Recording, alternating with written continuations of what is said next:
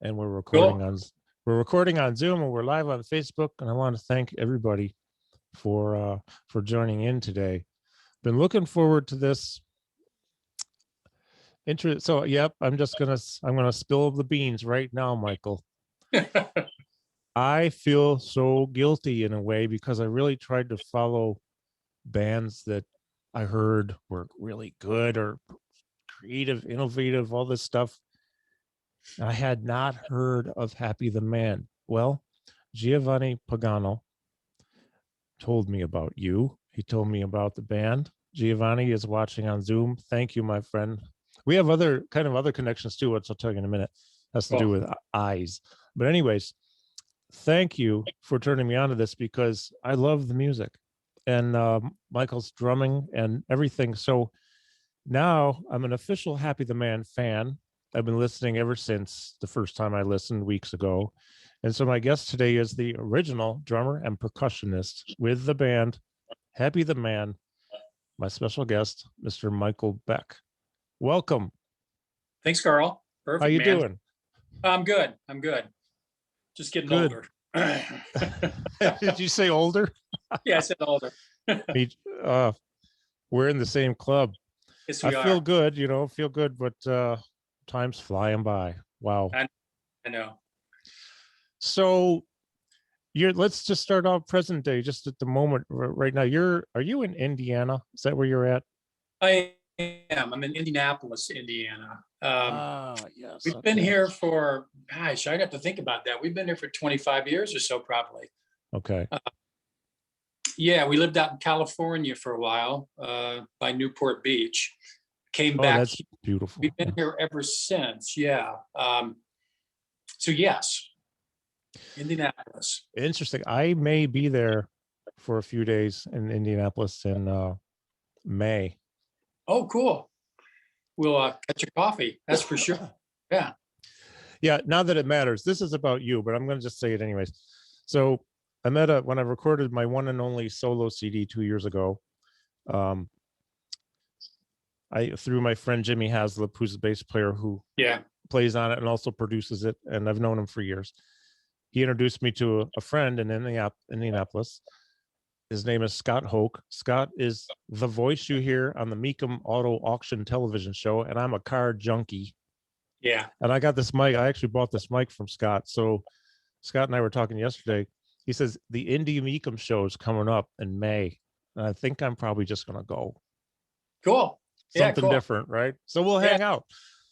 Well, Michael, I wrote notes down, but I don't usually follow them well. Can you just talk a little bit about, maybe we can go through chronologically some of, how Happy the Band formed. I read some about it, but also your approach to the music and Happy the Man and your approach to drumming, which was so cool. So I'll just say what I feel, because it's a feeling when I listen to the music. I feel a lot of emotions. There's almost like an orchestral aspect. And especially when you take the percussion that you did, not just drums, but the drum set, but percussion, you built scaffolding for the percussion. And looking at, I actually found some old videos that I was watching. Oh, you did? On YouTube. And I watched it and said, man, you got to move. You got to be able to get up and move to do this stuff. So movement, I was reading that movement, dance almost became a part of your performing because you had to be able to move to get everything, right? Physically reach everything. Yeah. But, the sounds that they were using, that the band used, the compositions, it's not real often I feel emotions when I listen to music, especially if it's something other than excitement. But I feel emotions, a lot of different type of emotions, and it makes me feel good. So thank you for that. You could not ask for any more out of a listener than that. If as an artist, a musician, or any band for that, if you can create the people listening to feel emotions from it. I mean, that's what it's all about anyway, as far as I'm concerned. Yeah.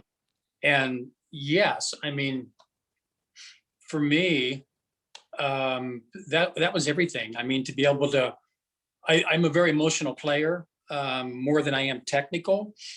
And for me, it's all about the emotion. It was also about being orchestrated, like you brought up earlier, Sure. which is kind of where I got my setup from. It was sort of like being in an orchestra pit. So yeah, I mean, I started out as a drummer on a drum kit and was a good drummer, but I found it kind of limiting. I was never going to be a Steve Gadd or this flashy, incredible chopped guy that could do every lick in the world. So I began experimenting more with sounds, you know, and I really got attracted to percussion.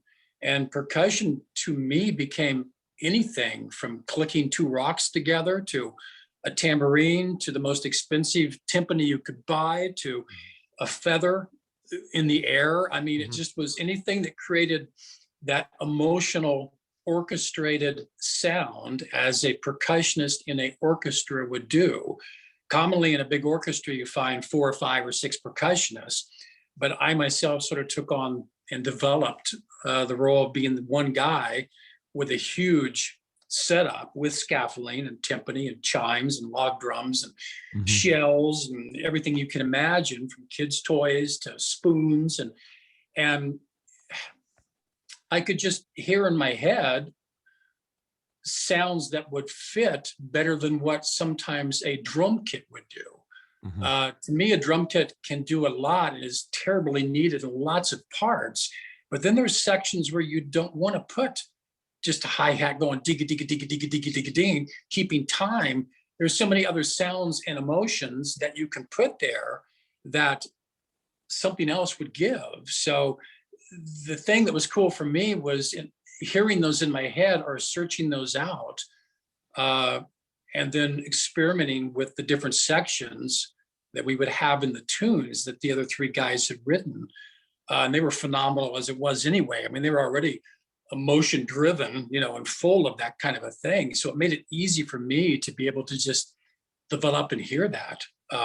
So hence, yeah, I had a huge kit that it had 2 rooms. There was a front room, there was a back room.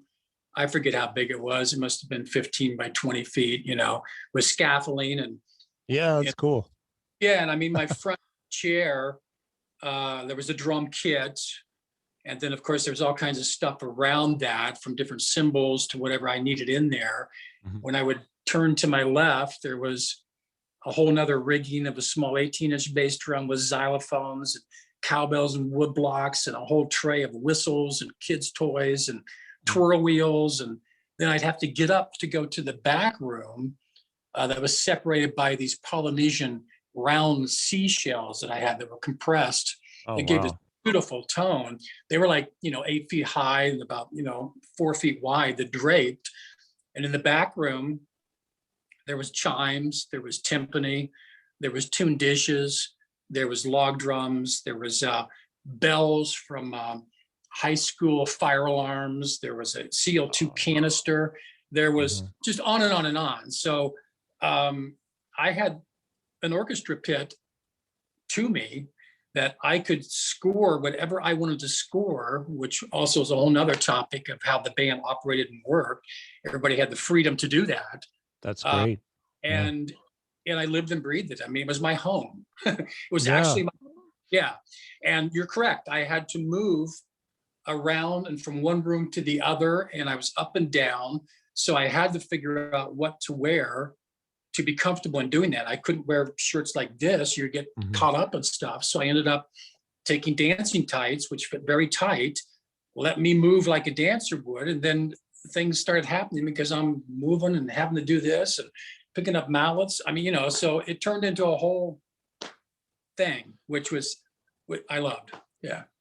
Yeah, that's really cool. So it sounds like you were probably experimenting a lot with items that you would find and just see what kind of sound they would make, right? 2 items together, or tap them or knock them on something.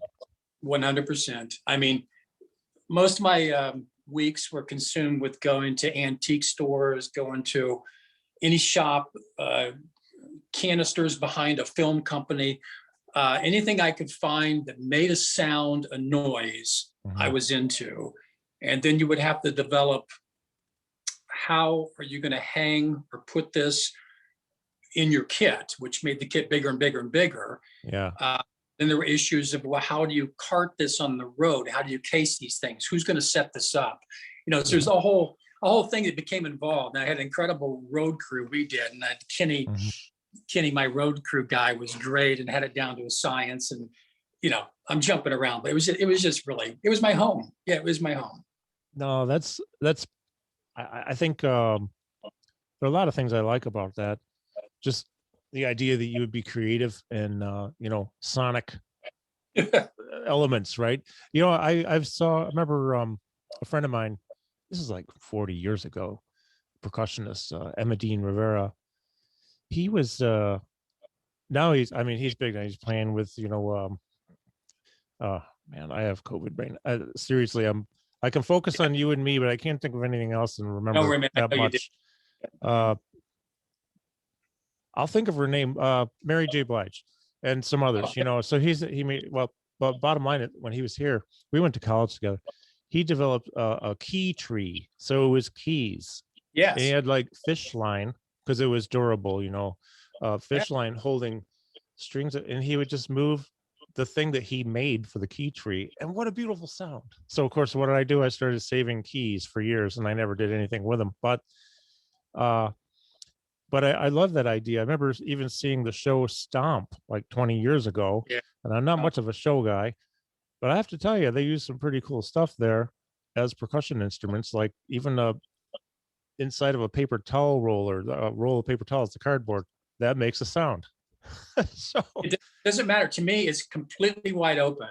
Yeah, it's just there's the practicalities part of it of when you're in a band like that and how often you're playing out and traveling or whatever you're doing or going just to a show, how you're going to cut that stuff. So, and then I had to have backups to everything. So a lot of the kids' toys I would have, like tubes that you would spin, old antique wind whistles that I had, things like that wear out or they get lost or they might get stolen. So you had to have a double for all that, because once you scored into a piece, it's there. So there's all kinds of stuff that came with it, you know, that is not as easy as just tearing down a drum kit and setting up a 6-piece kit and there you're ready to go. This was enormous amount of. That was an undertaking, right? What you had was like, it was. And, so you had, really, it's kind of like you had to engineer your or plan out your space and placement, and we did, not only for setting up, but for packing up and getting in a vehicle and going out somewhere, I'm sure. Yeah, and the other guys on stage, you know, we were all tucked in together, and Kit and Frank had, you know, a large keyboard set up, the old Fender Rhodes and the Hammond B3 and string ensemble. And I mean, so they themselves a pretty good size setup, and everybody had their own custom particular instruments, and it was wonderful. It was really cool.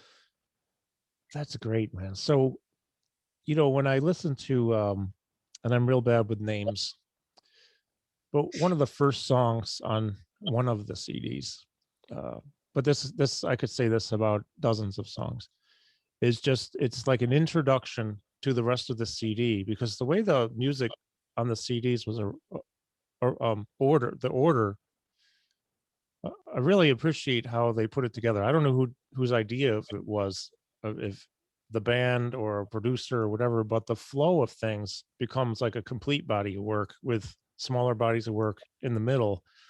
And some of the intros are just a beautiful setup for the rest of the albums. And they already make me like feel emotions when I'm listening to them. So I can't wait for the rest. And then it comes, and then I just go through this, you know what it is? It's a journey. The music takes you on a trip. And that doesn't happen that often with me. Oh, that's cool. But when it happens, I really appreciate it. Well, you know, Happy the Man, the original members, the 5 of us, it was the chemistry. I mean, you've played in bands, you know what it's like. And sometimes you have the right chemistry, sometimes you don't. And we just happen to have the perfect chemistry with everybody that did what they did, with the freedom from everyone to let everyone else do exactly what came from them. So if you have that freedom in a band, there's no one person that is telling you what to play or completely stands out, and everyone's equal in what they're delivering. and in their thinking of what they want the product to be and able to experiment with that product to create the end result, you're going to get an incredible thing. We were all great friends. All we did was rehearse every night until 2 a.m, and we experimented with everything you could imagine musically. And it was an incredible, wonderful time that I wouldn't trade for anything. What a great experience. Yeah, oh, totally, 100%. And the word emotion is perfect because all of us felt the same thing. We were all completely moved by what we were playing and worked at it until we developed right where we wanted to be. So it's funny because the amount of hours and the intensity of our rehearsals and to get to that point really makes you as a musician. I mean, so many guys anymore, it's pickup gigs. It's, well, God, how long's the gig? What's it pay? What do I really have to bring that? Do I have to rehearse? Oh God, really? Am I going to be paid for that?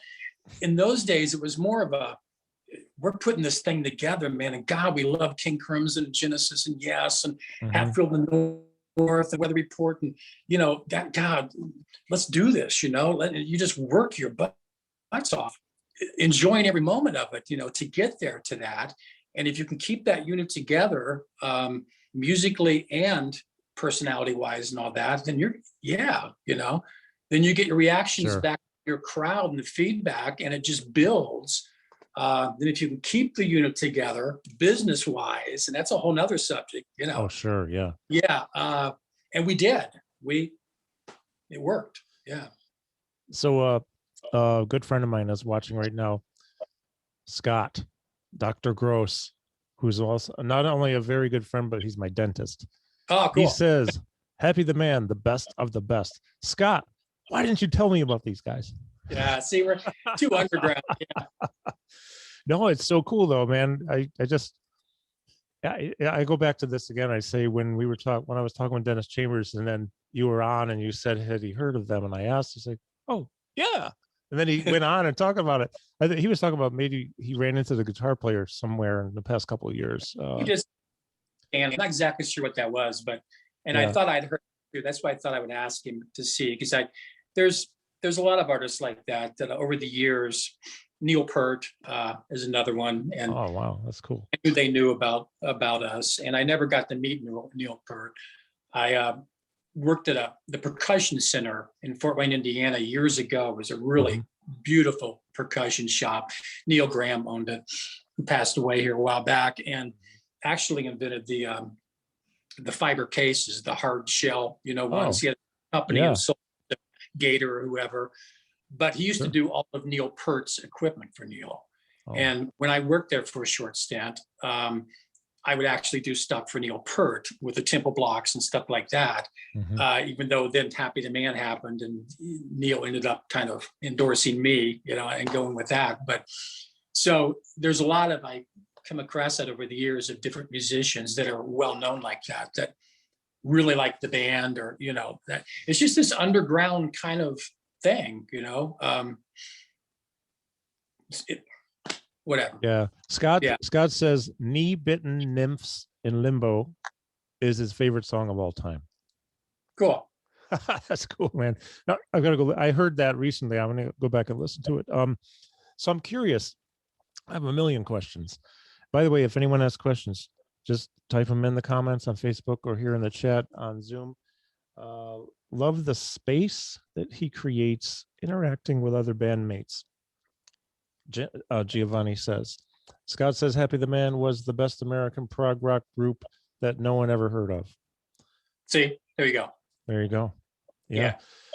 So how did you go about, let's say, writing? Were you involved in any of the composing, or were you co-writing with people, or were they writing together?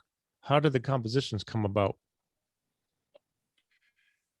Sting player, Frank keys and saxophone, and Kit keyboards, recorders, flute. They were the primary writers. Rick Kennell on bass and I on my percussion and drums. Did not write for the band. I think Rick might have had a hand in one of them, Broken Waves, I think, if I remember correctly. it didn't matter. I mean, those guys are so gifted in their writing abilities. And for them, they would write individually tunes they would come up with, but then more likely collectively get together two of them or the three of them, structure kind of where that tune might be going. At the same time, bring it in to Rick and I. And then, like I talked before, all of us had the complete freedom to just do whatever we heard and felt it should be there. And I don't ever remember a problem with that, with somebody going, nah, man, that sucks, or no, don't put that there, or come on, what are you doing, or anything that was negative. It was completely the freedom to just create your part. So when you had the three of them writing, bringing it in, the rest of us inputting, we're basically writing our parts to what someone else, you know what I'm saying? Yeah. So it became a very Totally. collective. Yeah. And then as a musician in a band, when you do that, you have a complete pride of you're part of that song, because your whole part is an original add-on to what is brought to you. We're bringing to them what they brought to us. Everyone's bringing in, tightening down this machine, little product thing. And what turns out is everybody presenting this cool thing. So never, ever was somebody going, no, play that. This is what I want. It was, what are you going to do? You know, what are you coming up with? What fits there? Oh, that sounds great. Or there might be a little bendage where, can you turn that around instead of that on there and see what happens? But everybody was just completely open to whatever suggestion would go down. You couldn't ask for any, could not ask for any more being in a band like that. Yeah, that's really great. I mean, that is a really special, let's say, situation to be able to do that and have that kind of chemistry and trust and faith and just everything. It's great. Yeah.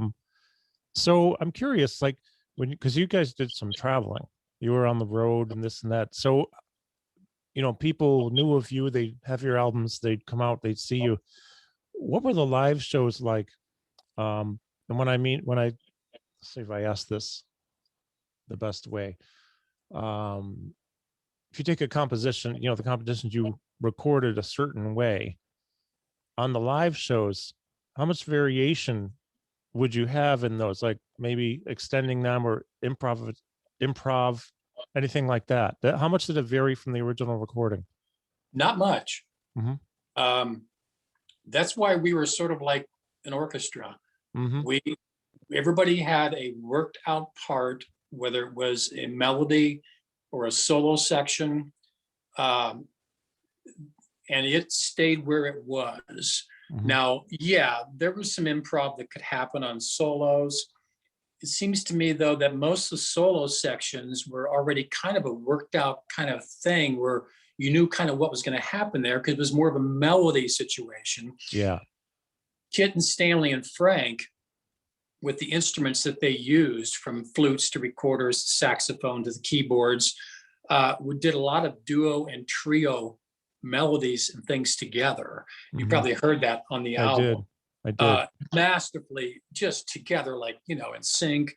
So a lot of that happened, whereas a lot of bands might take someone just going off into a solo situation. This was more incredible melodic melodies, which brings out the emotion I think you're talking about, and the tightness of what we did. It made us very different from other bands that were bands like Soft Machine and hundreds of others, you know, would do a typical jazz. You got the head, you know, then you break into the solo sections, then we were more just movements, you know, of what happened. And the thing I liked about Happy the Man the most, we were very fluid. So many progressive bands would do, well, we're going to do 3/4 now we're going to go into 7/8, back to 4/4, one measure of three, you could feel that you're jumping from time, we were just, everything was so fluid, you didn't even know you were changing time signatures, and that's a real art to be able to do that. And I actually noticed that in my listening. Yeah, good, I'm glad, because I'm very, very familiar with, played a lot of, and very well understand odd time signatures of all kinds. And what you say is so true about being able to create it in a flow where it doesn't feel herky jerky. Yeah, That's a beautiful thing. exactly. Then you have it just flows. I think it And gives more of that can add to that emotion too, because herky jerky doesn't make me cry. yeah, and I'm not cutting herky jerky because there are times where that's a cool thing. I mean, I'm going here, I'm going there, we're coming over here, and it's like, holy crap, how did they do that? That's amazing. But at that point, you can lose some of that really nice emotional stuff you're talking about because you're going with all that stuff. Like, oh my God, look at the chops on that. But this was more like, God, geez, really, whoa, you know.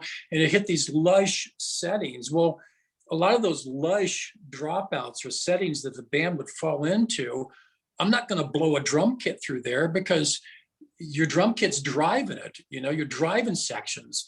And most drummers, which I'm fine with, on a lush section would probably come down to cymbals, the bells, work the hi-hat, keep a little rhythm, maybe a slight floor tom or dip into brushes. But then that's really all you can do in that section, unless you're just going to drop out and let the section be the section. But I would hear leaves blowing, or I would hear little crumblings of like a fire that was happening, or I would hear neat little bells in the back that would, you know, and in my head, I would think, God, right, when that drops, I'm going to really need mallets on a really nice cymbal that's going to kind of lush with that, with a sizzle cymbal that's kind of give me that sizzle. And then I'm going to bring in a box of maybe sandpaper with little rocks in it and kind of get a, you know, kind of sound. And that's going to bring it next section, which maybe, you know, something else is going to lead to that. So that's kind of how my head works. And it's always been that way throughout the years. Even now, I'm a hybrid drummer, percussionist, more than I am a drummer, you know what I mean? And even in Ken Scott's book, did you see Ken Scott's book he put out? No. Ziggy Stardust. Ken was our producer. Oh, no. Yeah. I've heard it. I've seen it. You would heard of it, have seen it, but no, I don't have that. He goes through, you know, Ken did, you know, Beatles and Mahavishnu and Dixie Direct. There's a section about Happy the Man in there in his book. Okay. And he even pointed out a little thing with me in there. He says, Michael, I think, was more of a percussionist than he really was a drummer. He thought more that way. And I thought, well, Jesus, you're right, Ken. You know, it took me a while to realize that, I guess I'm not really a drummer. I'm really more of a hybrid, you know, because everything I do these days is built around a cajon drum, and everything is played with my hands. Or I'll flip to a drum kit, but I'm still doing the same thing I've done for years with a tin canister up to anything that it takes to get the sound for who I'm working with. You know, I know I'm getting off the beaten track here, but no, not at all. But we know. So when you go back and you talk about your limitations with a drum set, let's say for the sonic that you want to provide, well, what you do, that's half the reason there was so much beautiful flow in the band, in my humble opinion, because and just off track for 1 second, like you said, herky jerky, yes, there is a time and place for everything, because that can add a different dynamic, different energy for maybe a song or a part of a song. But the flow, to me, the flow and that I hear when I listen to you, when I listen to Happy the Man, you take those sounds, the way you're thinking, you know, conceptually, and then finding, you know, those seashells or that sizzle cymbal with the mallets. That helps to propel the flow. It's it's actually even not even just a sound, it's a texture of sound, right? 100%. Yeah. And it's also dynamics. And what most bands don't have is dynamics. And if you don't have from the loudest to the softest and everything in between, and utilize that in a piece, you're not going to have the emotion that you heard and you're searching for. You'll get emotion, but it might just be, you know, just what it's going to be. But to me, the dynamics, and you asked about us playing live earlier, what we were so amazing at was the dynamics, and be able to do exactly what was on that CD and the others live, make it sound like it was. And New York Dream Suite, one of the tunes on the CD, fades out on there. You may not remember the one I'm talking, but it's an it's a And we did that fade out live to where it was one of the most amazing fade outs. Oh, cool. We did that. And I mean, it just, everyone with volume pedals or whatever everyone was using, that tune just drifts on this thing that repeats. And we just took it to nothing. And I timpani at that, my part was a timpani part. And which is easy to fade out on to some extent. Yeah. So we took it down and you could come down to hear a pin drop and it was over. And that's the kind of presentation that we would do. You know, oh yeah, it was beautiful. So you don't see that often, you know? I mean, yeah. No, I don't think I ever faded out on anything live. That's really, so, you know, it sounds like a lot of the improv, if you will, was right up front in the composition. So, yeah, or if you, I don't mean the creativity became, that was up front. You had the freedom to do what you wanted to do. You created a part around the piece. Probably everybody did, right? And then that became the entity and what people would expect. And you would go and you would play that live. But the creative part, I can see, sometimes I don't really state things so eloquently or succinctly, but, you know, like you say, you got jazz, ABA or whatever it is, you know, play the head and then, you know, jam out with some stuff, trade fours, whatever. No offense to that, that's fine. But you something different every time, maybe during the solos and all that. That's one type of creativity. But when you have a complete composition that is constructed with freedom, that's a beautiful thing, man. I don't think I've ever done that. It makes me want to do it. I mean, there were movements in most of the tunes that they wrote, and because of the dynamics and the way that we approached it, it made it even more of movements. And because of what I talked about earlier, the time changes and things that would happen that went really unnoticeable, all that just made it what it was. I probably had more improbability, not ability, but able to do live than the other guys to some extent. Most of their work was probably in their solo sections or just the beautiful way they could texture things and play the part that was already there and so masterfully. But compared to the album and me live, I had a lot more percussion I would do because of my setup live than I did on the album. On the album, I did quite a bit, but there were certain things that may not quite fit on the album that I could do live, or for the sake of, if you want to call it showmanship, to me, it was just more what was there, I would do. I would open up a tune with, it's a kid's toy, but it's like a vacuum hose, I guess you could say. And when you spin it, you get this, woo, you know, kind of thing. Well, yeah, that's cool. There's a tune that's not on the album where I would open that up, and this is very visual, you know, spinning this big green tube that's about, you know, 6 feet long with this weird sound. And then I would bring in like a whistle, bird whistle, boop, boop, boop, boop, boop, boop, and create these little sounds, come down to a CO2 cartridge, a big old one that would go doing, you know. Well, you're setting up like this, what the hell's going to happen here? You know what I mean? Yeah, that's so cool.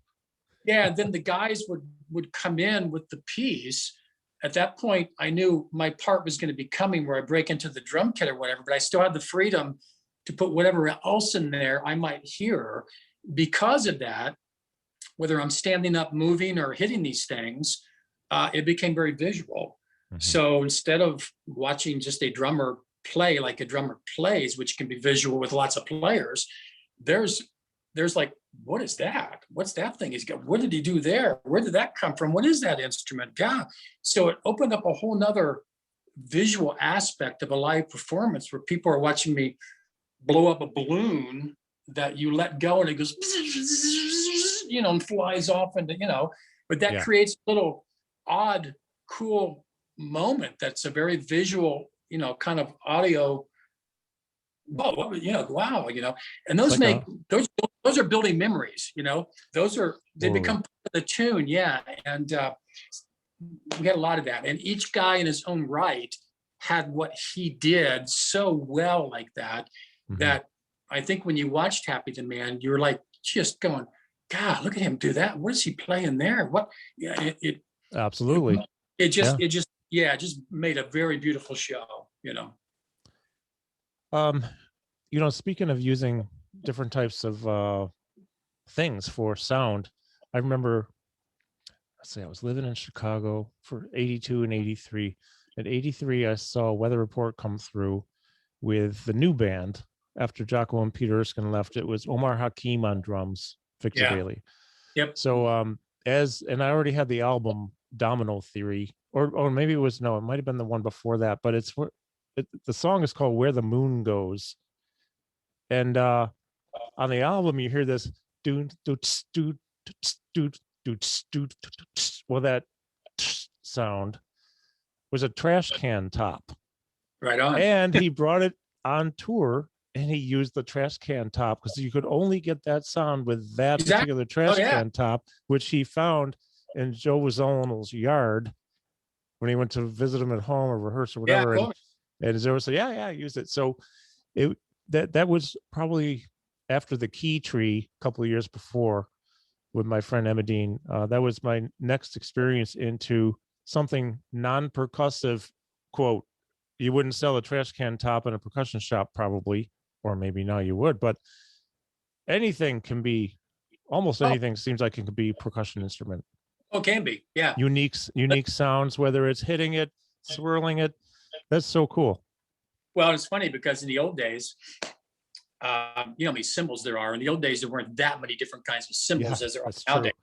And I had everything different I could find, but I used to buy crut cymbals. Remember crut? I remember them. They were the cheapest pieces of crap you could find.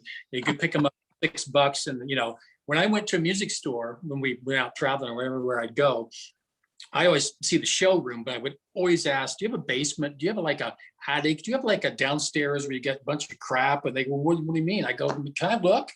Well, you go down there and you would see, they think it's junk. And I'm finding little xylophones and I'm finding incredible things. I go, what do you want for that? $10? Yeah, we don't, Well, that's how I got lots of my stuff. Oh, that's searching these weird little spots or antique shops or anything that would carry. I bought incredible sleigh bells that they used to use on an Amish, carriage. For $20. And I used them all the time. They're incredible, a leather thing, and you just can't, that's the sounds that I like, those kind of things. So. Well, this is a good time to just kind of read a comment from Giovanni here. Because Giovanni, I'm totally with you on this. Although I haven't done it yet because it's been 2 feet of snow up here. Yeah. But anyways, Giovanni says, my friend David and I used to enjoy Happy the Man most when we were experiencing nature. Headphones, of course. I agree. And they really painted a great picture that paired so well with the great outdoors. I totally see that. That's cool. I see that. Yeah. Nice. I know when I get out and I'm in the park and I'm running this year or mountain biking, well, I don't usually wear my earbuds then because I don't going too fast, but running, I can see myself listening to Happy the Man. It's the perfect fit for the woods. Yeah, it would make the woods experience a lot better. They wrote beautiful stuff. I think Hidden Moods is my favorite piece. Well, I have several, but that would remind me of a nature kind of setting. But well, I'll have to check that out. So my friend Scott said he waited 20 years to see Happy the Man. I don't think you probably were with them, though. This was November 13th, 04 or November 4th of 2013. I'm not sure which. New York, Prague House, Metuchen, New Jersey, Frog Cafe. Interesting. Yeah. But Scott's turned me on to some prog rock that I didn't know about, but not Happy the Man. Hey, I know now, and that's the important thing. You know what it is? It's like, I was talking with my son the other day. This was like the oxygen I needed, because I'll get bored with stuff, or, I listen to it a lot, a lot, a lot. And then it's time to put it away. I might come back to it after a few months or sometimes years, and it's all fresh again. Yeah. So when Giovanni told me, and then I went right in and started searching, I'm like, okay, this is new oxygen. This is fresh air. God, I love it when that happens. Which is funny because it's old stuff too. At this point, it goes way back. Yeah. Which is kind of cool. It's what stood the test of time, I guess, for, this many years, Yeah, I see it as my word for that is it stands the test of, it's timeless. There is no expiration date on it. It's always, some things are so identifiable. You might be able to take some of the sounds and identify it with, oh, that's 70s or 80s or whatever, but compositionally and even sonically, it still stands. Well, and Kit, our keyboard guy, was just an amazing player. He would rework the arp string ensemble and the Hammond organ, and get his own sounds out of it that really didn't exist at that time. And they were just really geniuses at bringing out sounds that people that have stood the test of time, basically. You know what I mean? Mm-hmm. So it doesn't sound dated like when you hear old Minnie Moog and it's going, old Emerson, Lake and Palmer, Lucky Man or something. This guy's like, that's kind those of were monophonic too. You can't play two notes at once on one of those. Pretty interesting. The way they blended their instruments together when they would double up or triple up led to a whole new kind of sound, with those instruments doubled up. So there was a lot that contributed to that. Well, I have a couple questions. So you in the beginning, before we started, you mentioned I could be free to ask whatever I want. Oh, right? Yeah. So I will. This is scary. I just one thing that impressed me a lot is I read somewhere that at some point Peter Gabriel came over to one of your houses or rehearsals and was hanging out. And just that alone to me is so cool because I've always loved Peter Gabriel. Same here. Now, the reason I wasn't sure if it's cool to ask is I don't know how that outcome was, but what was that experience like? That was an incredible experience. Mm-hmm. We had a few things that would have really changed our careers, our individually or collectively. Peter was definitely one. And you get different stories. I think it's who in the band can remember exactly what happened and how it went down. My recollection is Peter had just left Genesis and wanted to do his own thing and was going to do what would have been his first solo album way back, with tunes like Here Comes the Flood and Slow Burn and stuff like that. He caught drift of us through somebody. One of the other guys may know more about that than I. And at that time was searching out a band that he wanted to back him to do the CD. And we became one of those choices. And so he flew over to Washington, D.C. I remember picking him up at the airport and driving him in, which was pretty cool in itself because we were fans of Peter too. Yeah. We'd been at Genesis for a long time, and to all of a sudden have, Peter going, hey, So he came in. I think we spent about, I forget, 3 days, it seems like, somewhere in there with him. Wow. I went swimming, hung out at our manager's little log cabin he had, got to know him that way. But then we also rehearsed in a rehearsal room, working up some of that CD, and I think he wanted to see how it would fall for him. Mm-hmm. And I remember him, walking through my drum kit going, guys, this is, really nice. And I remember me doing my orchestral type of thing. And I remember a couple of times him pulling me over and going, Michael, this is beautiful. He says, but on this particular tune, let me play what Phil did. Phil did a little thing for me, and it was just kind of a straight rocking thing. He said, I'm thinking more of this. Like, okay. So we all worked on things like that with him. And I can remember sitting around a little Fender Rhodes piano, all of us above him while he's sitting there playing Here Comes the Flood, and tunes he had, we're all just like going, okay, yeah, all right, yeah, okay. So long story short, yes, we did spend a few days with him, getting to know him well and working on his material. As I remember, I believe we were offered the position of all the other bands, but at the same time, We were not yet signed to Arista Mm. from Clive Davis, who signed us, but we're very close. And so close, I can't remember the timing, but I think we had been offered that at the same time. And Peter wanted us kind of exclusive. So we were hoping to be able to do both, but we chose to stay with Arista Records, signing Happy the Man as we were, because we worked so long and so hard to get that. Yeah, really. And that Well, was huge. that was actually my next question, is the Arista experience with Clive. Yeah. Yeah. Well, we went that way, and Peter went on to do, what he did with that CD. Would I've loved to work more with Peter? Yes, 100%. But I was in agreement too. I mean, sticking with what we'd worked so hard for, we had an amazing thing.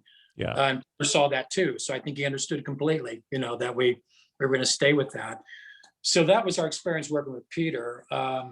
I know that we also, after we were signed to Arista, we were in contention to do the soundtrack to what's that Spielberg movie with the flying saucers? Los Encounters of the Third Kind. Yeah. Between John Williams and us, I believe, if I remember correctly. Oh, that's and cool. Representing us. Yeah, it was really cool. And which kind of tells you the style of music that we did would sort of fit what that film was. If John Williams ended up doing the score for it. John obviously won, and they went that way, but it was just the fact that we were considered and in the running for it. I thought, oh, what an honor that is. Absolutely. Arista, that was a trip.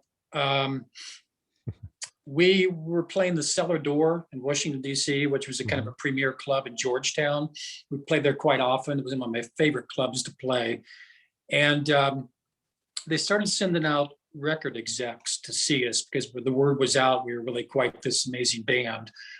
And I remember Larry Fast came out. I used to work with, he was a keyboard player, worked with Passport Records. A couple of people came out. Well, they sent out Stu Fine, which was the A&R guy from Arista, and just blew Stu away. We loved it and went back and told Arista, Clive Davis, basically, about us. And the next thing we know, we're being flown out to New York, and we did an audition in SIR Studios, I think it was. You might know that way. I don't. It's been there for years. It may not be there anymore. Yeah, heard of them, but I don't know. I don't know if that. But I remember we'd worked incredibly hard to get to this point, like any band would have, And we're in this rehearsal studio set up with our gear. There's about 15 chairs in front of us. And in comes Clive Davis with an entourage of about 10 people. And they sit down, and there's like 20 feet in front of our faces. And this is the moment you've worked for how long to get to a major label with someone as big as Clive Davis coming to see you. Yeah. You're going to let you know whether it's going to happen or it ain't going to happen. So I remember we fire into the first tune, which I think was Starborn, first one on the CD, which is kind of a masterful piece. And I had a little toy xylophone that I would start the piece with, that I put a little mouth. It was wood. It would go zing, rake like that. And I can remember I was so nervous that my hand was shaking, actually just shaking, before we started this.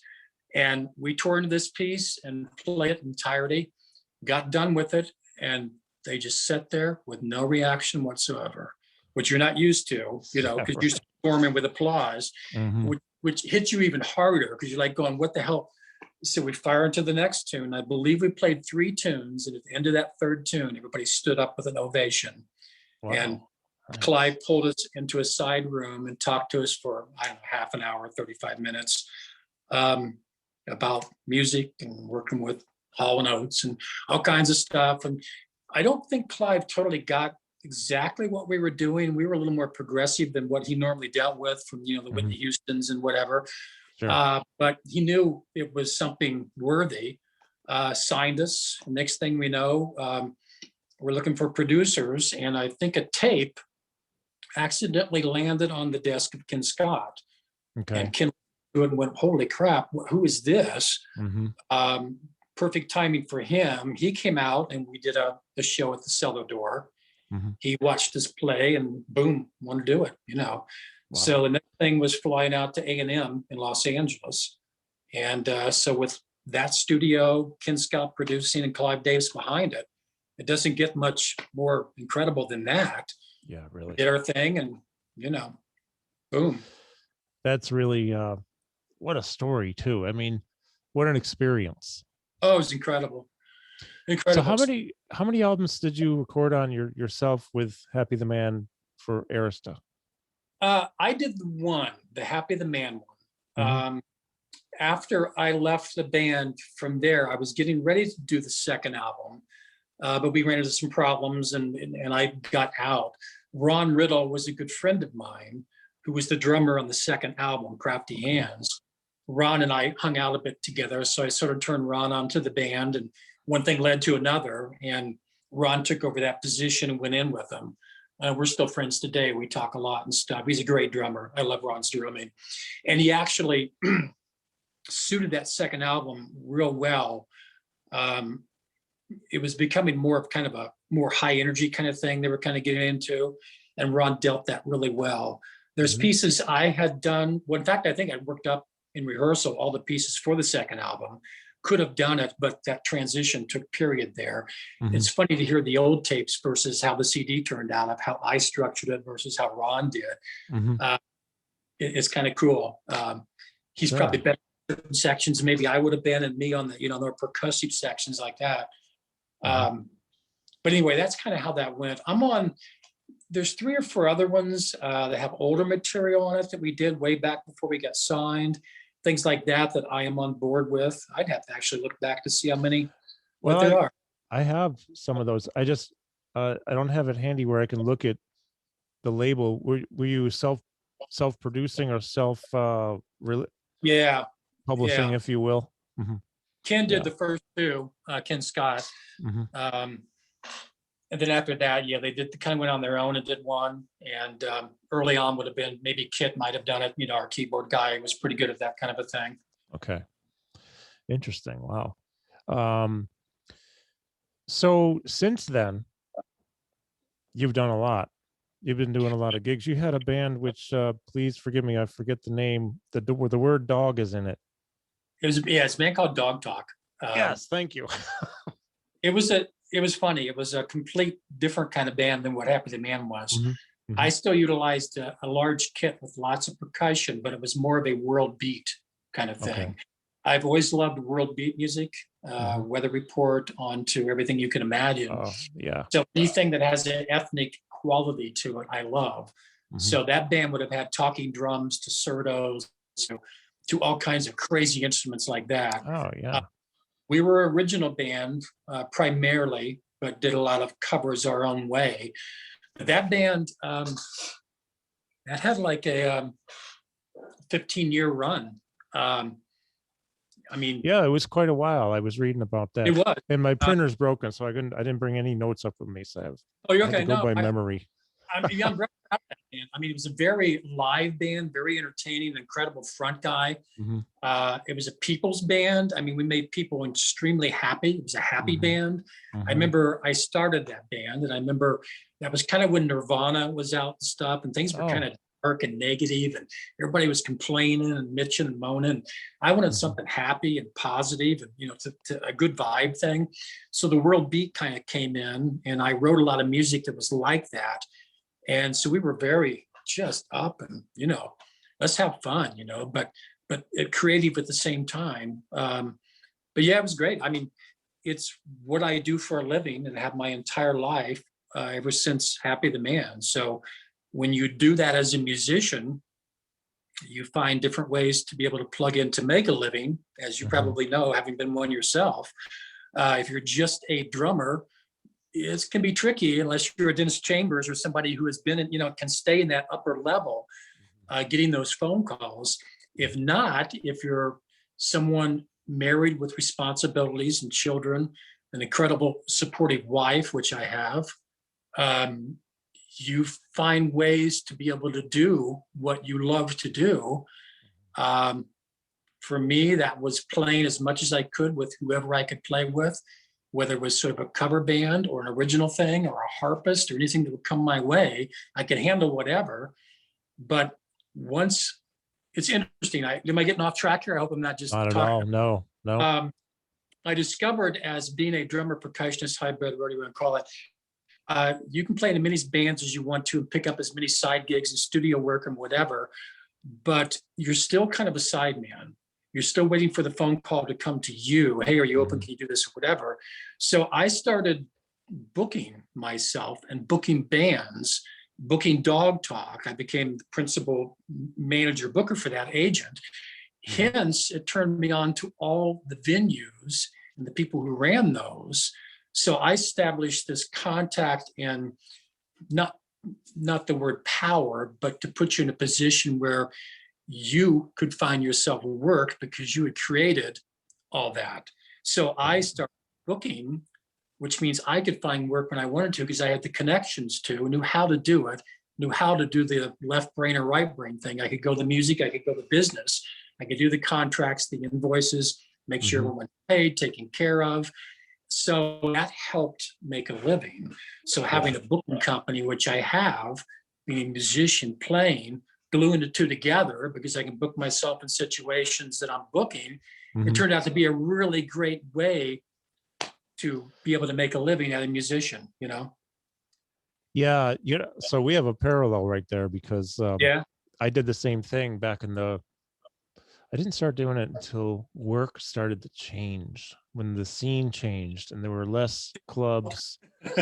Or, the classic, I don't even know how it is now or how it'll be after we can start playing again, but $75 a person per gig. Well, that's what it was like 40 years ago. So we never got a raise. As a matter of fact, we're earning about half as much as we did relative to what things cost these days. But bottom line is I needed more income. So I started booking bands, and I just happened to pretty much be a member of every band I was in, booked.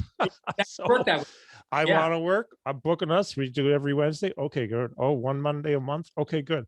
Or I had a couple other bands I would book that I wasn't in, but I had to. I had to make it happen. Otherwise, I wouldn't be paying the electric bill and stuff. There's hundreds of thousands of musicians that way. And a lot of the people I have dealt with over the years or whatever, musicians, and they're funny. I mean, most don't have a business head too well. Most don't want to have a business head. They don't want to deal with that. And so you either sit and wait for the phone to ring, or you have to go out and make it happen. And so I learned that you have to switch that left, right, and, to bring it in. I find doing it. I mean, I enjoyed it, and it keeps a nice control on what's happening.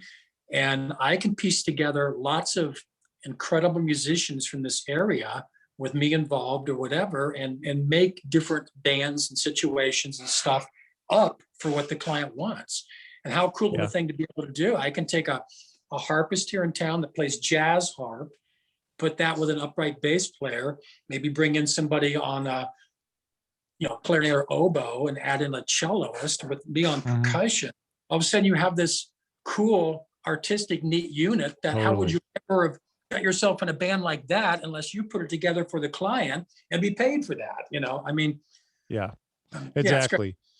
I love that. And that was the same experience I had, being able to create different situations musically. Exactly. So I had variety, so I was very lucky. Man. I was very lucky. Now your budget's fine. That's the only part of it, because you're the one that booked it. You're the one you're the one making sure it all works. You're responsible. So there is that end of it. Why most musicians don't want to do that, because that's not the easy part. Fortunately, it worked out well almost all the time here, because some great people to work with, all responsible adults, showing up on time, playing for the gig. So I'm curious about a few things. I think actually, sadly, because I have about 10 minutes before I have to go, we might have to do a part 2. I think part 2 could be venture into some other areas, but let's start with some of those other areas that I'm thinking of right now. 2 questions in any way or order you want to answer. Early on, 3 questions. Were drums your first instrument? If not, what was? who were your first musical influences? I have different influences. You know, I've had like Alan Holdsworth Yep. influenced me more than any musician in the world, and he's a guitarist. But Buddy Rich and Billy Cobham and Tony Williams and Elvin Jones and Bill Bruford, and they were drum influences. Let's start with that arena. Like, what was your first instrument? Who are your influences primarily? Drums are my first instrument. Okay. They're really, I mean, I play keyboards, but not, I've played them out, but I'm not a keyboard player. Mm-hmm. You know, someone's going to go, let's jam in the key of, B flat, I'm in trouble. You know, I mean, it's more me writing on a keyboard and, doing that. Mm-hmm. So drums are really my instrument.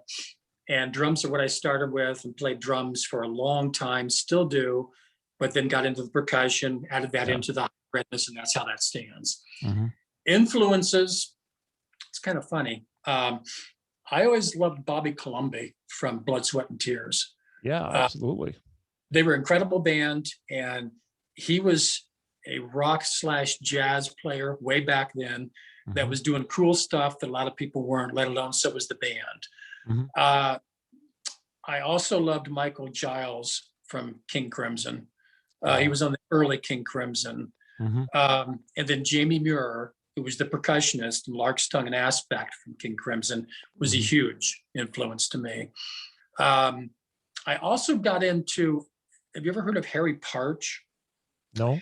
Harry Parch is a really bizarre, you might want to look it up, you might get a kick out of it, but he created his own instruments and created his own musical scale. He took like from a whole octave and broke it into like 42 different tones. And Whoa. The music is fairly dissonant and not the most pleasurable to listen to, but the uniqueness and the creative and innovativeness of what he did, especially in the instruments that he made out of bamboo and wood. And he has one called Cloud Chamber Bowls that are these Pyrex half cut off bowls he hangs. And then his people who played the instruments, because the instruments are rather big, they can be 10 feet by 4 feet high or something, had to move a lot and use special mallets.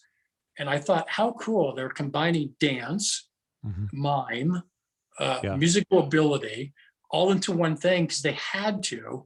Is kind of what I ended up doing, because I had to move and do all these percussions that you did, that were hanging from my scaffolding, and it just led to that. And luckily, I at least had a fluidness to make that look halfway decent, because I didn't study dance or try to do that. You know what I mean? Mm-hmm.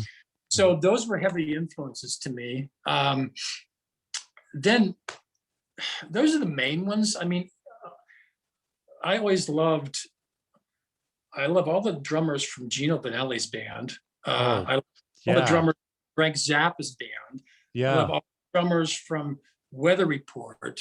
So I always loved the, once again, innovative, creative, cutting edge, oddball, different, world beat kind of players. I admire what Ringo Starr did, because it's so in the pocket and so nice. So I don't find too much fault with most people. The thing I don't care for, I got to be careful how I word it. These days you can turn YouTube on and look up a drummer, and for a minute and a half, he's doing the most unbelievable chop, technical, faster than crap licks that is jaw-dropping. And I think, now what are you going to do? I mean, how many tunes are you going to get to do that in? I mean, that's impressive for a minute and a half, but if you're playing, Help by the Beatles, I mean, where do you take that? I mean, I've always come from more of in Happy the Man, some of the tunes like Knee Bit Nymphs and stuff like that are really rockin' parts and different time signatures. I was never going to be a Steve Gadd, like I said earlier, or drummers of that such, but yet I can play those kind of things, but I have to work it to get it. So in Happy the Man, some of those things we worked out in those weird time signatures, you would have to count out. We would take our time. And even though it was incredibly difficult, maybe what I was doing, because I would be using pizza pans and stuff, getting different sounds, which would make movements weird, I knew that the beat I heard in my head, I was going to get. I don't care if it took me a week or what, I did it. So I knew I could do anything I wanted. Just have to really, you know what I mean? You just have to work it You out. sometimes feel like Steve Gadd could just, okay, you know, it's all, you know, it's just there. But if you just set your head to it and you've got the dexterity and you know what you want, it's a matter of just working it out however you're going to do that. So a lot of it's just drive and really wanting it to be what you want it to be, and not you know, cut loose. You have to hear it first in your head. You do. And most of course, I have a ton of influences that would cause me to hear different things that occasionally I would create my own little unique thing. But hearing it here, of course, sometimes practicing, I would actually stumble upon, I would discover something and then start to hear that and then develop it. So exactly. Evolving it, but I never really liked practicing. So most of it would be up here, and I would work it out in my head relative to whatever tune or whatever, and then physically try to work it out.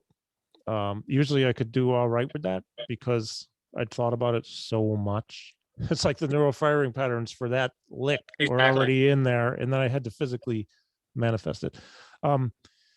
Yeah, that's really interesting too.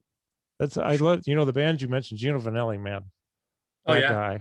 I love he can make me cry. His music, his voice. I saw him one time in 2005, and I was in tears for at least half of the concert because I couldn't believe how beautiful he sounded and the band sounded. It wasn't just the chops, it was the feeling and the emotion behind it all. And he's fun to watch too, you know, the way he kind of conducts things. And he's a great vocalist. Oh my god. And then Zappa's a whole nother thing, which it's funny, of almost like polar opposites. I was talking with Greg Bissonette last week, who tours with Ringo Starr and Ringo Starr's All-Star Band. I'd seen Greg at a clinic here 20 something years ago, and he was explaining to me on the Come Together song, well, at the time I didn't understand how difficult actually that is, because while it might be simple, it's also creative. Ringo's in the pocket all the time. And he tells me on the live gigs, I mean, Ringo is deep in the pocket. And that simple doesn't mean easy. No. And I'm learning this more about life in general, but simple does not equate to being easy. In fact, doing a lot of choppy stuff can actually be easier, except that does it fit the tune. So what is coming, I'm regressing. I went into this, you know, decades ago, thinking I needed to be Mr. Chop guy, and realizing even more so than ever now, how simple pocket groove is so much more effective with space between notes instead of filling everything out. You know, I mean, I knew this a long time ago, but actually implementing that, you know, so you got Zappa on one side, which I'm starting to understand some of the stuff, because I never felt like I could relate to it, but now it's like genius. But then there's the Beatles. That's genius. Yeah, it is. I mean, they're both geniuses on these different spectrums. It's amazing.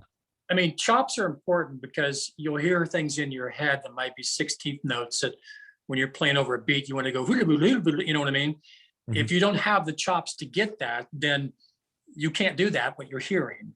Mm-hmm. And I'm sure you've had that happen where you're playing something, you go, right here, I wish I could just do a really nice little, you know, but you know, it's not there. So chops give you the freedom to do that. But going back to what I said earlier, if I didn't have that, I would work to get the chop to do that. You know what I'm saying? Yeah, and then sure. I play that piece because I have the chop to do that. Mm-hmm. So I didn't work on drum kit like some of these probably guys do 8 hours a day, to where that is just right there at their fingertips. Mm-hmm. And obviously the more you play every day for a living or what you're doing, that's going to be there, you know. Mm-hmm. But it all comes down to the style of each particular performer. Once a drummer, percussionist has created his own style, boom, mm-hmm. There you go. because everybody to me starts out copying somebody else. You're listening to Ringo, you're listening to whoever your favorites are, just like our influences early on. God, I want to play like that. I got to learn that beat. I got to do that. And you do all that. And pretty soon you can do all that, but then you got to figure out how you're going to do that. You might want to not go just like he sounds. Why would you do that unless you're copying that because you want to sound just like he does? You got to find how you would do it. And then all of a sudden people start noticing you, because it's like, well, God, I'll call Michael because he isn't like anybody else. He's going to fit this perfect. He's really different and unique, to me, that's everything. I don't want to be like everybody else. I want to be able to do what everybody else does if I'm called for a gig to play this song. But more than anything, I want to be who I am and how I hear it, and they hear how I hear it, and that's what they want, and blah, blah, blah, blah. I mean, that's what makes a real musician to me. You can point out. Yeah. You understood. See, here's one of the things I mean as a compliment. You were ahead of your time. Okay. Because you figured that shit out decades ago about becoming your own voice. And I think it takes something really special to be able to do that, especially at a young age, right? And you're coming out with this stuff and you're being Michael Beck. Yeah, you had your influences, but you found your voice and you played your voice because, there's only one Michael Beck. But this topic comes up in every conversation. I am such a late bloomer. I didn't get anything together in my life till 10 years ago when I turned 50. Like everything was a mess. I did everything backwards. But I'm lucky to be where I'm at. And I kind of glad I went through all the kind of ridiculous things that got me here. But this comes up in every conversation as you can only be you anyways. You can't be somebody else. You won't be Bill Bruford. You won't be Omar Hakim or Peter, because you can't, because they're them and you're not, and they can't, and nor can they be you. They can't be you. Two Bill Bruford, No, it's true. But the influences that's where we learn from. And I really appreciate so much more now when I eventually reemerge and do some kind of playing, probably more recording than live stuff, but it's going to be Carl, man, because I have to just be me. I give up trying to be anybody else. It takes too much energy to be somebody else. You can't be anyways. And early on you talked about the emotion, and I mean, that's the other part of it, is if you play technically, you're not that you're not using emotion, but it's more about the chops and all the cool, fancy, little incredible speed, to play from your heart and your soul emotionally, to me is going to move people way better. That's what music to me is about. The chop thing only accents that and helps present that. If you're dealing strictly with chops with your 40-second flurry of incredibleness, you know what I mean? That only goes so far. You got to be able really to bring it down to a little bell ringing, clear up to the gongs banging, to a drum kit just wanking down, and everything in between. And that's what moves people and flows and brings it out. And you have to play it from your heart and feel it, and feel the feedback that you get from people when you do that. And Happy the Man, when we would play live, you would feel that and you would get that back. And when you're exchanging that kind of energy live when you're playing, whether it was Happy the Man or anything I may do today or you or anybody else, that's when music happens. And that's when you're affecting people and it turns into what it's really supposed to be. So all of it works together. Technical, you got to have all of it to be the real deal. You got to be able to, but then. Well, you brought up a good analogy earlier too, which I was thinking, oh, that's me, where you're playing and then there's like a thing you want to do, those 16th notes, once in a while I might try it and it would come out, but it'd be too loud. So I'd have to practice to be able to do it at a low volume. That actually takes more control than the loud usually. Can you play it fast? Yeah. Can you play the same thing slow? Ooh, maybe not. Can you play it loud? Yeah. Slow or soft? Ooh. So what makes it different? It That makes a sure difference does. in a real musician and one that doesn't, that's going to put the time in to do that because he cares to do that. Wants Yeah. that to be heard and presented to the crowd. Most guys will go, oh, it's too hard. Am I going to do that? I don't want to do that. But what time is it? Are we about done? You know, how much am I making? You know, how much are you paying? You know, it's that versus, oh my God, I want to, you know, that's got to be there. God, I hear that, you know. That's what it's about to me. It's hard to Well, find people. It's hard. I mean, I know everyone's struggling to make a living as a musician. It's not the easiest gig to have.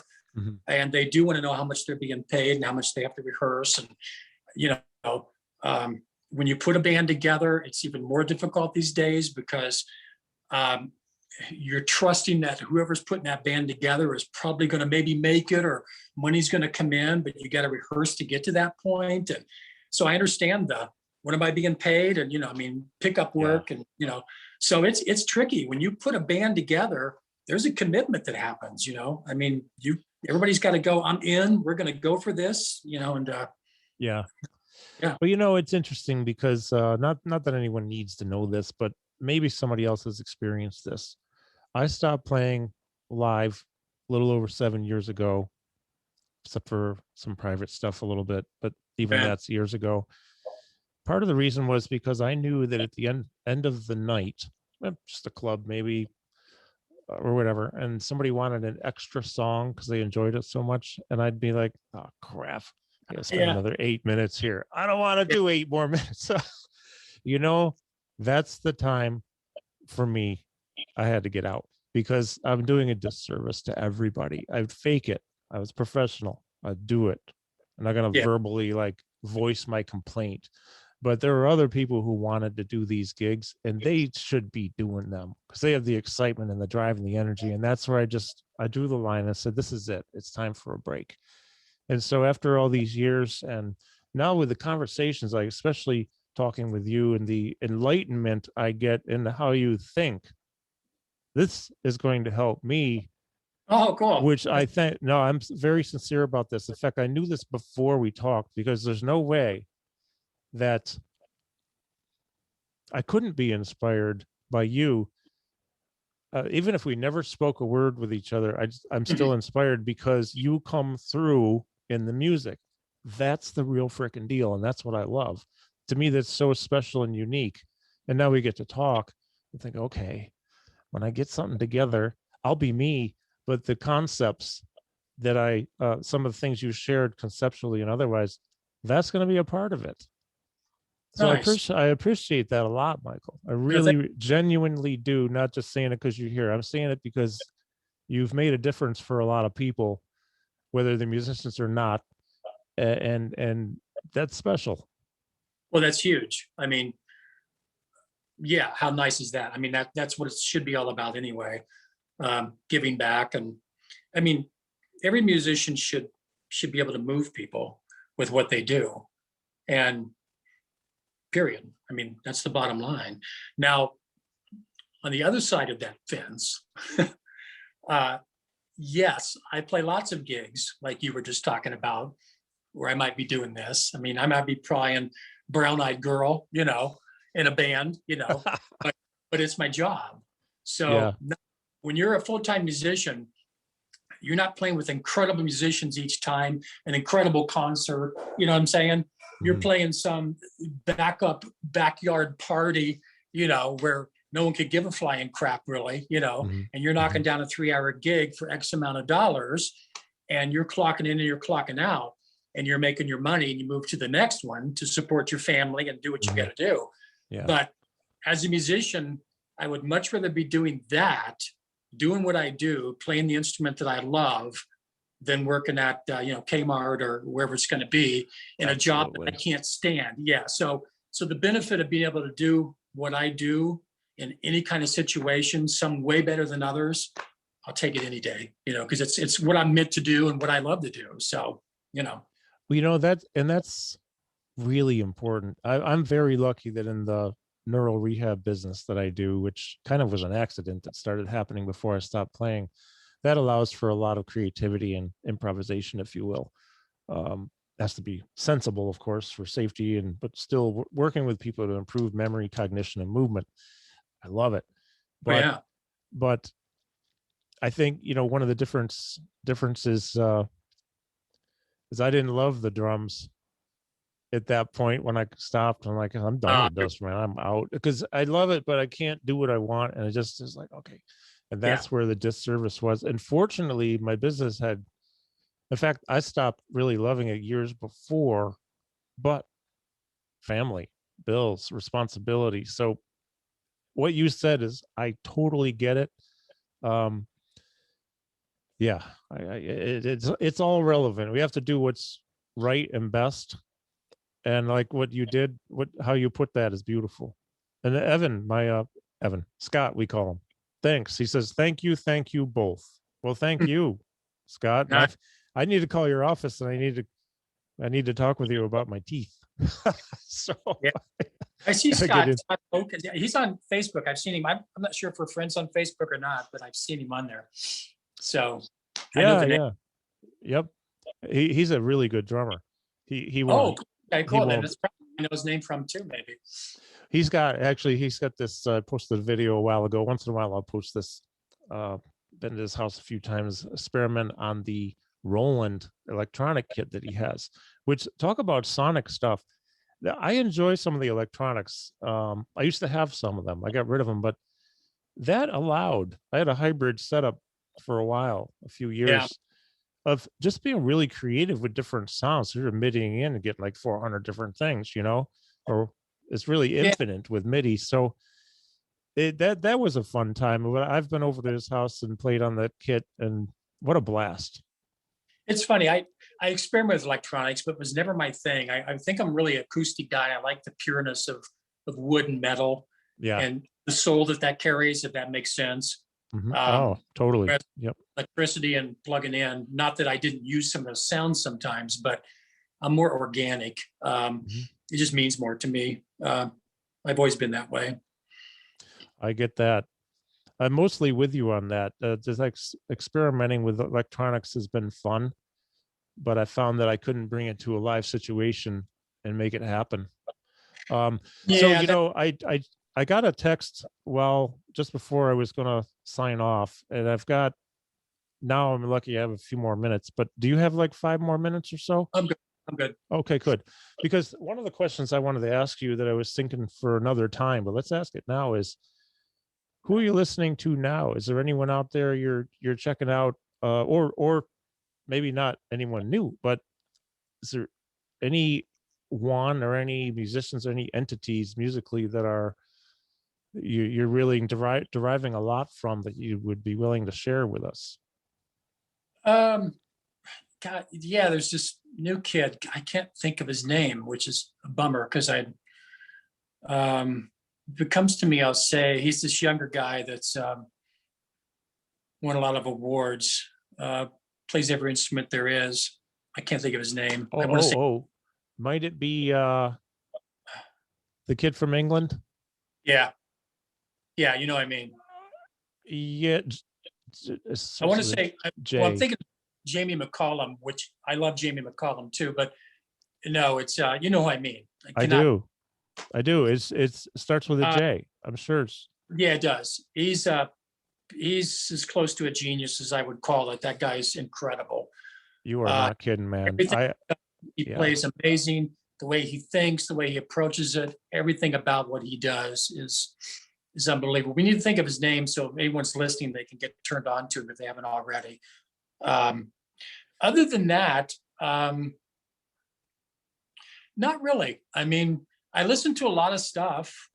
Jacob Collier. Sorry, I'm interrupting. Thank you, Giovanni. Yes. Exactly. I learned about him through Peter Erskine. He said, you got to check this out. This kid can do everything. I see Peter talking about him. Oh, man. So I'm sorry. Jacob Collier, thank you so much. Love that kid. Okay, I'm sorry. Yeah. That'll be amazing. But no, I couldn't drop any other names other than him at the moment, but I listen to anything, once again, that seems creative and innovative and someone really trying. I really like beautiful music and lots of really pretty melodies and stuff like that. I'm not a real hard rock guy or anything of that such. I like more Happy the Man, real masterful, different things like that. And like I said earlier, I love world beats. So anybody involved in that, I love what they do. But no, I don't have any great answer for you on that one other than. Oh no, it's fine. It is whatever it is, because a lot of times I may have discovered some things new lately that I really like. Like, well, I met recently, a year and a half ago, Dennis Chambers came through as a member of Frank Gambale's band, and Sean Whalen, who's become a friend, was on keyboards on the gig. And I knew Mike Pope, the bass player, anyway, so I was hanging out with Mike and talking. But I both Mike and Sean and Dennis actually been on this as a guest. Yeah.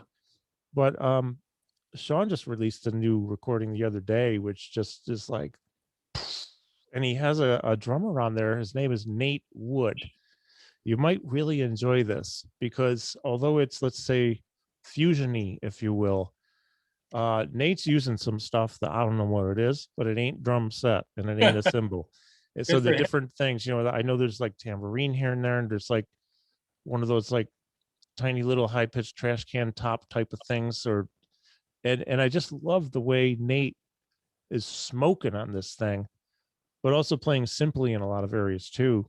And the other thing I really enjoy about Sean's sound, well, is his sound or sounds, because he's doing a lot of the analog replication through a Nord or an Oberheim or whatever, which, I mean, that stuff to me is kind of like the difference between digital and final, right?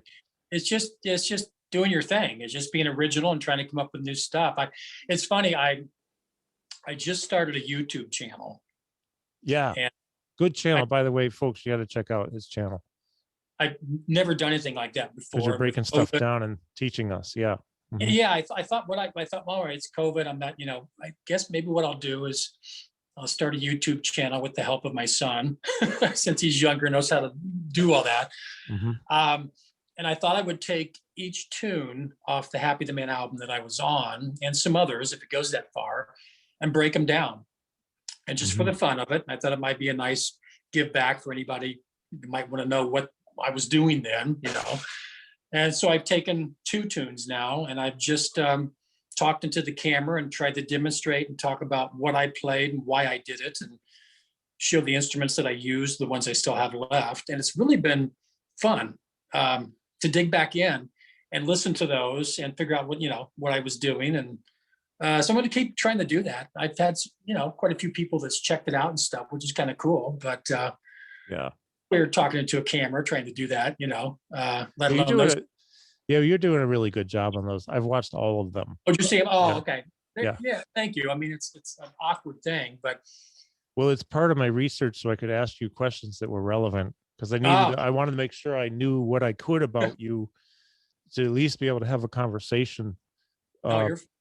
Which I appreciate this so much. It's been a blast.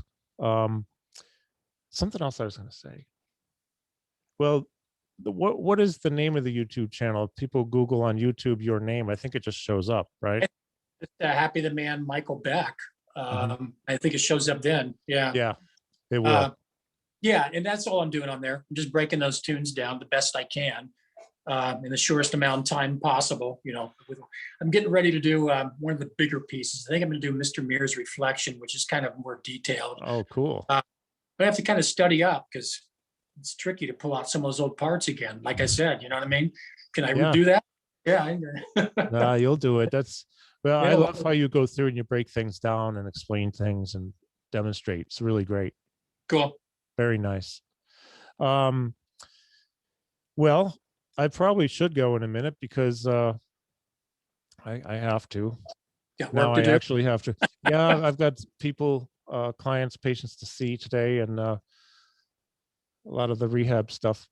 But I want to thank you very, very much, man. I appreciate your time. You've spent a lot of time with us today, and I really appreciate this very much, Michael. Oh, Carl, for sure, man. I'm honored to have you interview me. I mean, that doesn't happen that often. So it's so nice to somebody who cares and got turned on to Happy the Man as you did, and I really enjoyed it, wanting to know more about it. So me being part of that. So thank you. I think, and I mean this sincerely, I think we should do a part 2. We can kind of strategize maybe a little about more what we'd like to talk about beforehand, because we don't really need to go into detail about what we already did. There can be a little cross or whatever, but there's so much going on with you, your brain, your spirit, and what you bring to people through how you play and music, that in itself is your ability to do that so effectively is, in my opinion, pretty rare and unique, to have that kind of effect on people. Scott says, "Go, Happy the Man." Yeah, go. Yeah. Well, thank you. We should do a part 2 down the road. I think it'd be really cool. A few weeks, couple months, part 2. Fine with me, man. This is fun. It's fun. It's fun artistically talking and opening up these thoughts and talking about them and the process and all that. I really like that. Well, I have a lot more questions, and okay, Scott says yes, part 2. Okay. But do it in 7/13 time. Hey, is Steve Durham still on there? I believe so. Is he? If he is, Yeah. hey, God, it's been so long, man. Steve was with us way back in Happy the Man. He used to open up for us. Oh, wow, cool. With us. He has a beautiful voice and did his material back then, and we were all friends. And I miss him. I'd love to be able to run into him sometime. I think he's in New York, and I see him on Facebook. But early on, when I thought you said Steve was maybe on there, it was like, "Hey, Steve, what? How cool!" Yeah. He's here. And yeah, I see it now. That's so cool. Hi, That's Steve. cool. That's great. Nah, old friend from way back. Yeah, it's great. Do you know Mike Cruz? Mike Cruz? Yeah. Mike Cruz runs a library here. Yeah. And Mike, I've worked with Mike for many years, taking down to him. And well, yeah, Mike, he even said here, Michael is the only musician to play at our Indiana Library's concert series every year for the last 23 years. His bands are always great entertainers and fun. Boom. Cool. Yeah, nice. Call me, Mike. Yeah. Well, I may be in Indy for the big car show. Okay. So here's top secret that's going around to the whole world, right? So it's really not a top secret. I might be able to work at the car show. We're trying to work this out, and that would be cool because I drive manual shift and all that. All you got to do is be able to do a stick shift, and you can maybe. Okay, Scott, if you see this, Scott Hoke, I'm just reminding you. That's funny. I'm available. Yeah, I'd love to do that. When's that, May? Say May. I'll tell you right now, it's for anyone who's if you're in the Indy area, and if you're not, it'll be on TV because they always pre-record and then air a day or two later. I just looked it up last night. The Indy show is going to be May. That's Las Vegas. Okay, Indy is May 14th through May 22nd. I don't know when the recording dates are, but I'm guessing they're probably going to do recording probably 4 or 5 of those dates, or maybe all of them. I don't know. Yeah. My email and number. Just hit me. I will. We'll hang out, man. That'd be great. I'd love that. All right. Well, I want to thank Giovanni. It wouldn't have happened without you, Giovanni. Thank you very much, my friend. I really appreciate it. Yeah, same to Giovanni too, because I told him that already on a message that he's the one that made this happen. So totally. And I want to thank Steve, Mike, Scott, my friend Scott Gross, and anyone else who's watching, because I can't scroll up that far and see, but there are quite a few on Facebook, and especially Michael Beck. Thank you, sir. It's been a pleasure, man. I had a blast. Part 2 will happen, folks. You call me on it. I'm there. You got it. All right, my friend. We'll be in touch soon. I'll send you the YouTube link when this is up later tonight. It'll be on Facebook for people, but we'll get it on YouTube on the Players webcast channel. Hey, who's your next drummer coming up? My next drummer coming up? You mean interview? Bill Burford? I'm working on it, but work on that. I'm trying. Okay. It's Dom Famularo Wednesday morning. I love Dom. He's the global cool. ambassador to drumming. And then I have a jazz great Wednesday afternoon, and then I'm taking a break for about a week. So I'm back to work full schedule. And I was able to do these interviews because I was able to sit and focus on music or talk with neurologists about that stuff. Those are the only two things I could really do and crank out a lot of in my post-COVID recovery period, because I really had a lot of problems for about 3 months. And now I'm almost 100%, other than no sense of smell at all and some memory challenges. But it's every day's usually a little better. Yeah, Carl Allen will be on Wednesday afternoon. Okay, cool. After that, I don't have anybody right now, but probably next week I'll have somebody. But yeah, Dom Famularo, if you're not familiar with him, you got to check him out, man. He's a beautiful person, soul, spirit. That's Wednesday at 9 a.m. Eastern. Yeah. All right. Go. Thanks again, my friend. All right. Man. We'll be in touch soon. Take care. Okay. Bye-bye. Bye. Thanks, everyone. Thanks, Giovanni. Bye-bye.